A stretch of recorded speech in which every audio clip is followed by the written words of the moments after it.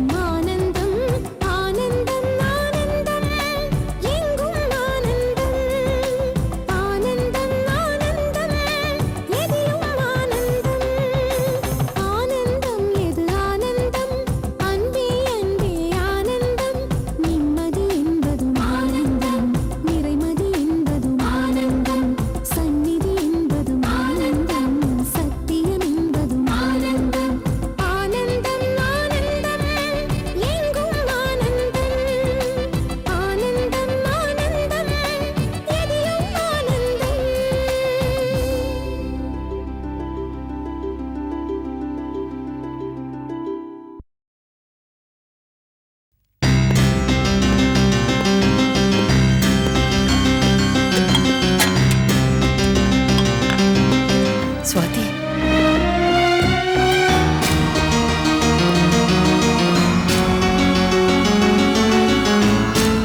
சுவாதி, உன் புருஷங்காரன் வந்துட்டான். அவன் காலையிலேயே சாப்பிடாம போனான். முதல்ல அவனுக்கு சாப்பாடு எடுத்து வை. சரியாத்த. சரகு சாப்பிட்டு வந்திருக்கேன், எனக்கு பசிக்குது, சோறு போடு. ஓஹோ, புள்ளையாண்டா பகல்லையே குடிச்சிட்டு வந்தாச்சா? அத்த, நீங்க போய் வத்தல் வருங்க. எங்க நீங்க கை கழுவிக்கங்க. ஆமா, கைய கழுவிதான் ஆகணும், இல்ல தலை முழுவணும். டேய், தப்பு பண்ணதெல்லாம் நீ எங்க மேல கோவப்படுறியா? இத பாருமா, நீங்க பொம்பளைங்க சட்டு புண்ணு எல்லாத்தையும் மறந்துடுறீங்க, ஏன்னா நீங்க வீட்டுக்குள்ள இருக்கீங்க. ஆனா நான் அப்படி இல்லை, ஆம்பளை, 4 இடத்துக்கு போறவன். ஓ மருமகளும் மகளும் சேர்ந்து செஞ்ச கல்யாணத்தால எனக்கு எவ்வளவு அவமானமா இருக்கு தெரியுமா? அர்ச்சனாவையும் அசோக்கையும் ஒன்னா பார்த்துட்டு எனக்கு தெரிஞ்சவங்க எல்லாம், என்னப்பா உன் தங்கச்சி ஓடி போய் கல்யாணம் பண்ணிக்கிட்டாலுமேன்னு கேக்குறாங்க. மானம் போகுது. என் கூட போன தங்கச்சியால எனக்கு எவ்வளவு பெரிய அவமானம். என்னங்க, அவ எங்கேயோ இருக்கா, நம்மள விட்டு விலகிட்டா. இன்னும் என்னங்க அவ பேச்சு? என்னை விட்டு விலகிட்டாடி, ஆனா உன்னை விட்டு விலகல. எல்லாம் ஒன்னால வந்த வேண, உன் ஆணவத்தால திமிரால என் தங்கச்சி கல்யாணம் பண்ணி வச்சு எனக்கு வேதனை உண்டாக்கிட்டேடி. டேய், உனக்கு யார் மேல கோவம் இருந்தாலும் ஏன்டா உன் பொண்டாட்டியை திட்டுற? அவ வாழ வேண்டிய வாழ்க்கைய வாழ்ற. எல்லாத்தையும் உனக்காகவும் உன் தங்கச்சிக்காகவும் தியாகம் பண்ணிட்டு லோல் பட்டுக்கிட்டு கிடக்குறா. டேய், அவளை திட்டாதடா, மகா பாவண்டா. பாவத்தோட பாவமா இவளை கொன்னா கூட தேவை. இது பார்க்க எவ்வளவு சந்தோஷமா இருக்கு. இதுக்கு தானே நான் ஆசைப்பட்டேன். கையை விடுமா, கையை விடுமா, விடு. தினேஷ், என்ன பண்றீங்க? முதல்ல கையை கீழே போடுங்க.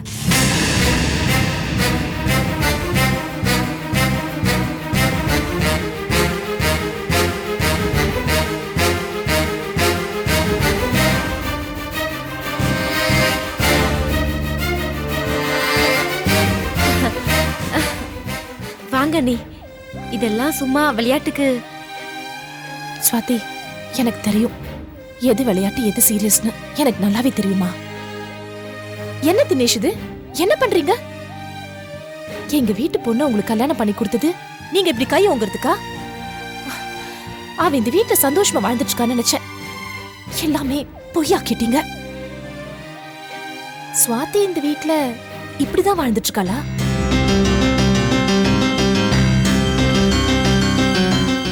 இது மட்டும் உங்க மாமனார் பார்த்தாரு, உன்னை உண்டு இல்லை நாக்கிடுவேன். அனி ப்ளீஸ், இந்த மேட்டரை இதோட விடுங்க. இங்க மட்டும் இல்ல, இந்த விஷயத்த வேற எங்கேயுமே பேசாதீங்க. ஸ்வாதி, சரி உனக்காக விட்டுடுறேன். நான் இந்த விஷயத்த யார்கிட்டயும் சொல்லல. நீ சொல்றதுலயும் ஒரு விதத்துல நியாயம் இருக்குமா? தினேஷ், நான் ஏதாவது தப்பா பேசியிருந்தேன்னா என்ன மன்னிச்சிடுங்க. சரி, நான் வந்த விஷயத்த மறந்துட்டேன். நான் எதுக்காக வந்திருக்கேன் தெரியுமா? நாளைக்கு என்ன நாள் தெரியலையே. என்ன பொண்ணு நீ? நாளைக்கு அத்தை மாமாவோட கல்யாண நாள். மருமகன் எனக்கு ஞாபகம் இருக்கு, பொண்ணு நீ மறந்துட்டியா? ராஜு அண்ணன் இறந்ததுக்கு அப்புறம் நம்ம வீட்டுல ஒரே அமைதியா இருக்கு. கடவுளா பார்த்து இந்த நாளை கொடுத்துருக்காரு. நாளைக்கு நம்ம ஃபேமிலி மெம்பர்ஸ் எல்லாரும் சேர்ந்து அத்தை மாமா கிட்ட ஆசீர்வாதம் வாங்கலாம். ரொம்ப சந்தோஷம். நாங்க எல்லாரும் நாளைக்கு கண்டிப்பா வந்துடுறோம். நிச்சயமா எல்லாரும் வீட்டுக்கு வந்துடணும் நாளைக்கு.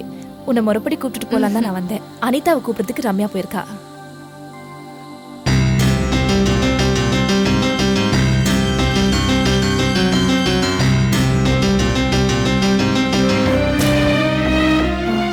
தினேஷ், நீங்களும் அவசியம் நாளைக்கு வரணும்.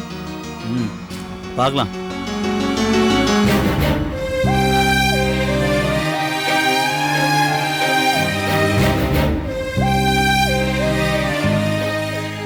சாரி ஸ்வாதி, நான் வரக்கூடாத நேரத்துல வந்துட்டு நினைக்கிறேன். என்னால உனக்கு ஏதாவது தொந்தரவுனா என்னை மன்னிச்சிடுமா. இதை மனசுல வச்சுக்காத. நாளைக்கு நீ கண்டிப்பா வரணும். ஐயோ அண்ணி, நான் கண்டிப்பா வரேன். நான் வரேம்மா, நீங்களும் நிச்சயமா நாளைக்கு வரணும். எங்க அண்ணங்கிட்ட ஆசீர்வாதம் வாங்கறதுக்கு நான் வராம இருப்பேன். நாம வரேன்.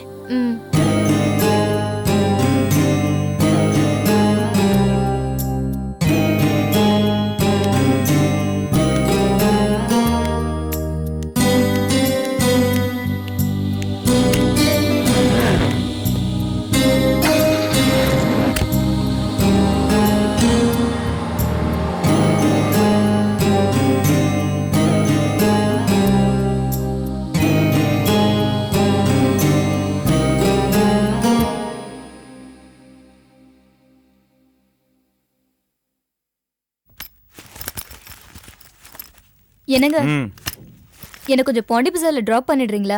ஏன், என்ன விஷயம்? டெய்லர் கிட்ட ப்ளவுஸ் தைக்க கொடுத்துருக்கேன், அதை போய் வாங்கணும். அதுக்கு போனா அப்பவா இப்பவான்னு சொல்லிட்டு இருக்கான். அவன் மட்டும் ப்ளவுஸை தைச்சு கொடுக்கல. போயிட்டு வந்துடலாங்க. அது சரி, ஆனா அம்மா அப்பா வீட்ல இல்லையே, அவங்க வந்து என்ன பண்ணுவாங்க? இதுல என்னங்க இருக்கு? வீட்டை பூட்டிட்டு ஆண்டாள் அம்மா கிட்ட கீ கொடுத்துட்டு போனா போச்சு. எல்லாம் ஒரு பிளானோட தான் இருக்கிறேன்.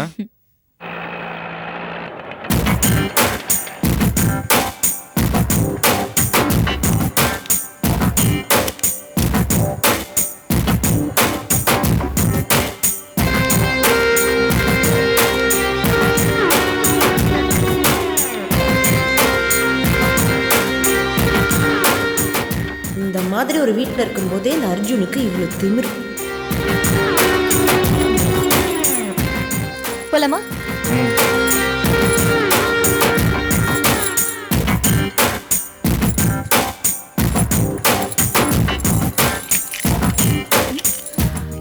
ஹாய். ஹாய். வா ரம்யா, வா வா.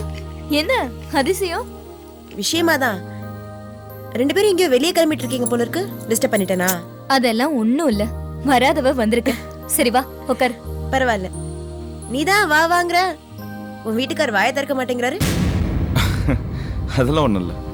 என்ன திடீர் விஜயம்னு யோசிச்சுட்டு இருந்தேன்.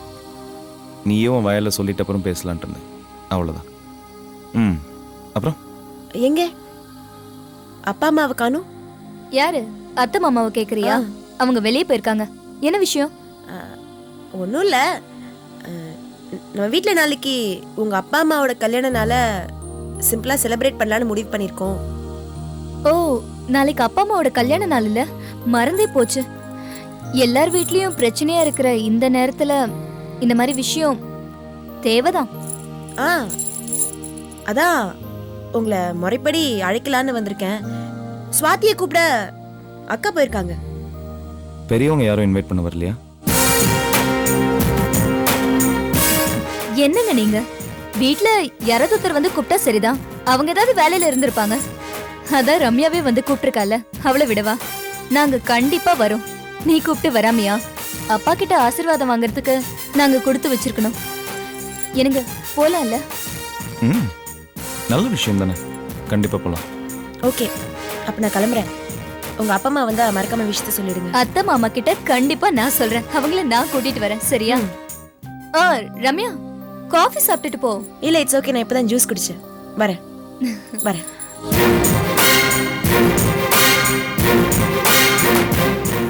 என்னங்க, நம்ம ஷாப்பிங் போகணும், மறந்துட்டீங்களா? ம், போகலாம் வாங்க.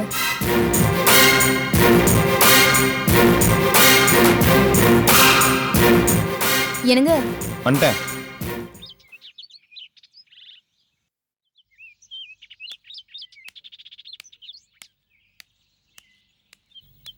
வணக்கம். வணக்கம். வணக்கங்க.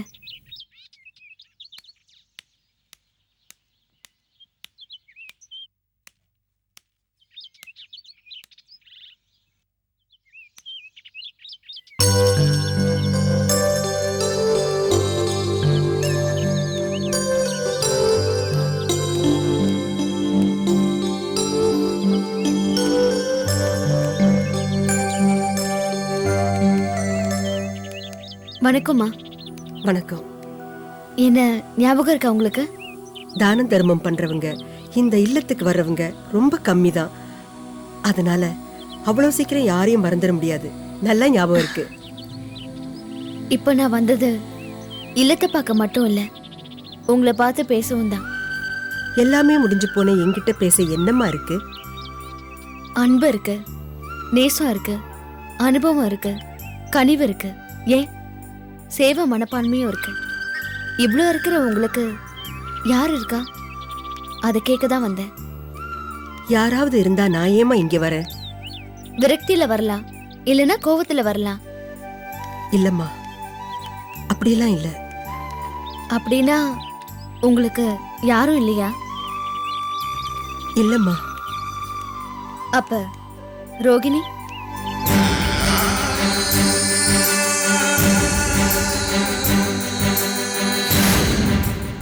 எதுக்கடி நிக்கிற?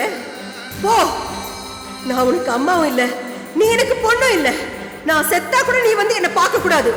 போடி.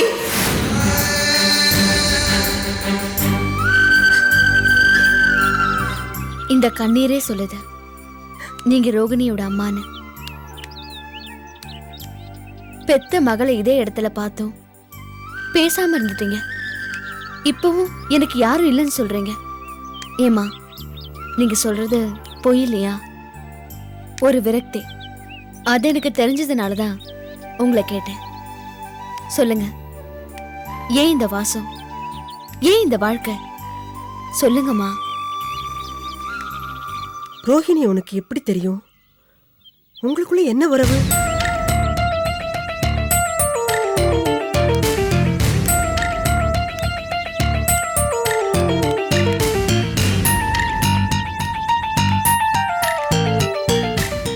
நாங்க ரெண்டு பேரும் உறவுக்காரங்கன்னு சொல்ல முடியாத நட்பு உள்ளவங்க. ஒருத்தர் மேல ஒருத்தர் அக்கறை பாசம் உள்ளவங்க. ஒரு வகையில எல்லாம் இருந்தும் அவங்க அனாதையா இருக்கிற மாதிரி என் கணவரையும் குழந்தையும் தவிர எல்லா சொந்தங்களும் என்னை விட்டு விலகி போயிட்ட துரதிருஷ்டசாலினா. 2 நோயாளிங்களும் பேசி நட்பான மாதிரி பேசி சேர்ந்தவங்க நாங்க. என்னை பத்தி உங்களுக்கு நான் அப்புறமா சொல்றேன். உங்களை ஒண்ணு கேக்குறேன். நீங்க உங்க சொந்த மகளை அதுவும் கர்ப்பிணியா பார்த்தும் கூட பேசாம இருக்க உங்களால எப்படிமா முடிஞ்சது? அன்னைக்கு மட்டும் இல்லம்மா, என்னைக்குமே நான் பேச மாட்டேன். ஏம்மா? ஏன்னா என் மனசு கல்லாயிடுச்சு. பெத்த மனம் பித்து, பிள்ளை மனம் கல்லுன்னு சொல்லுவாங்க. ஆனா என் விஷயத்துல அது நேர்மாறா ஆயிடுச்சு. பெத்த மனம் கல்லு, பிள்ளை மனம் பித்து. அந்த அளவுக்கு என் மனசு உறைஞ்சு போயிடுச்சு. அப்படி என்னம்மா கோவம்? உன் ஃப்ரெண்டு ரோஹிணி அந்த பணக்கார பையன் மதனை விரும்பினா. ஆனா அவன் அப்பன் பேச்ச கேட்டு வேறொரு பொண்ணை கல்யாணம் பண்ணிக்கிட்டான். ரோஹிணி அம்போன்னு விட்டுட்டான். அப்பவே அவளுக்கு நாங்க வேற மாப்பிள்ளை பார்த்தோம். ஆனா கல்யாணமே வேண்டான்னு சொல்லிட்டு அவன் நினைவோடயே இருந்துட்டா. காலப்போக்கில் அவனோடு சேர்ந்து வாழவே ஆரம்பிச்சிட்டா. அது எங்களுக்கு பிடிக்கல. அதனால அவளை பார்க்கறதையும் அவளோட பேசுறதையும் கொஞ்சம் கொஞ்சமா நாங்களே அவாய்ட் பண்ணிட்டோம். அப்புறம் என்னென்னவோ நடந்துருச்சு. அவரும் என்னை விட்டு போயிட்டாரு. நான் தனிமரம் ஆயிட்டேன். என் உறவுக்காரவங்களாம் ரோஹிணியை வெறுத்தாங்க. என்னால யாரு பக்கமும் பேச முடியல. என் பேர்ல இருந்த காசு பணத்தை எல்லாம் இந்த இல்லத்துக்கு எழுதி வச்சுட்டு நானும் இங்கேயே தங்கிட்டேன். இங்க இருக்கிறவங்க எல்லாம் என் உறவுக்காரவங்க தான். தனிப்பட்ட முறையில எனக்குன்னு பந்தம் பாசம்னு எதுவும் கிடையாது. ஒரு சராசரி மனுஷியாவும் நான் வாழ விரும்பல. உங்களுக்கு தெரியாதது இல்ல, சேவைன்னு இங்க வந்து செய்றீங்க. அந்த சேவைய வீட்டுக்கு வந்து கர்ப்பிணியா இருக்கிற உங்க மகளுக்கு செய்யக்கூடாதா?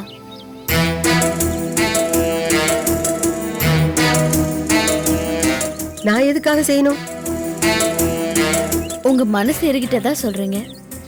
உங்க மக உறவும் இல்லைங்கிறீங்க. ஆனா உங்க மக வீட்டுக்கு வந்தா திரும்பவும் பாச பந்தத்துல விழுந்துருவீங்களோன்னு பயப்படுறீங்க. எனக்கு என்ன பயம்? கிட்டத்தட்ட நான் சன்னியாசி மாதிரி. மற்றவங்களுக்கு சேவை செய்யறதுக்காகவே என்னை நான் தயார்படுத்திக்கிட்டேன். எனக்கு பயம் இல்லை. அது உண்மைனா நீங்க உங்க மக வீட்டுக்கு வாங்க.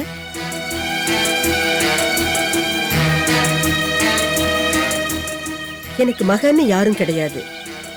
நீ சொன்ன அந்த கர்ப்பிணி பெண்ணு வீட்டுக்கு வரேன்.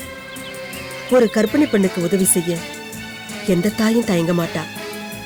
நான் வரேன். ரொம்ப தேங்க்ஸ். ஆனா ஒரு கண்டிஷன். என்னம்மா? அவளுக்கு பிரசவம் முடிஞ்சு அவ உடம்பு சரியானதோ நான் திரும்பவும் இங்கேயே வந்துருவேன். ரொம்ப சந்தோஷம். நீங்க வரேன்னு சொன்னதே போதும். கொஞ்சம் இரு, இது வந்து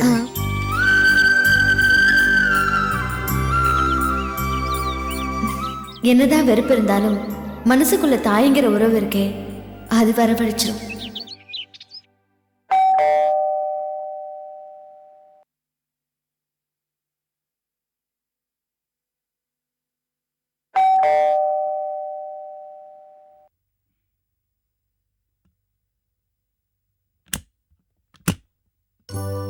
அடட, சாந்தியா, என்ன திடீர் விஜயம்?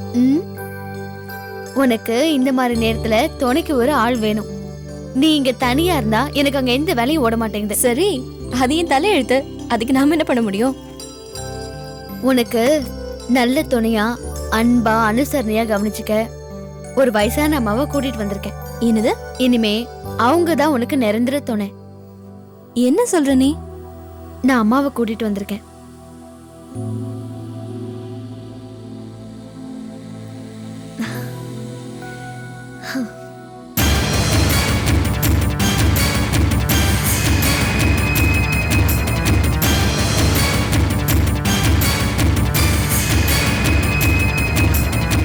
வாங்கம்மா.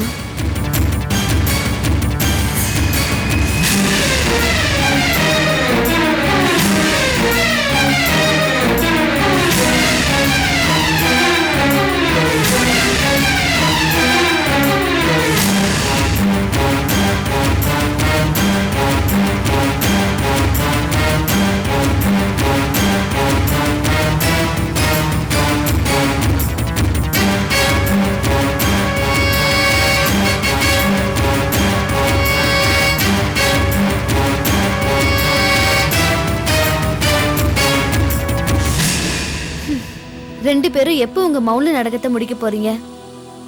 போதும், உங்க கோவத்தை முதல்ல மூட்டை கட்டி வைங்க.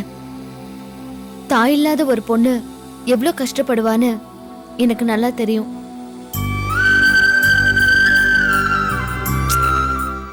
உங்களுக்குள்ள இனிமே பாசம் மட்டும்தான் இருக்கணும். கோபம், வெறுப்பு எல்லாத்தையும் தூக்கி எறிஞ்சிருங்க. அம்மா, என்ன மன்னிச்சிருங்க. உங்களை தான் கூட்டிட்டு வர போறேன்னு ரோகிணி கிட்ட சொல்லல.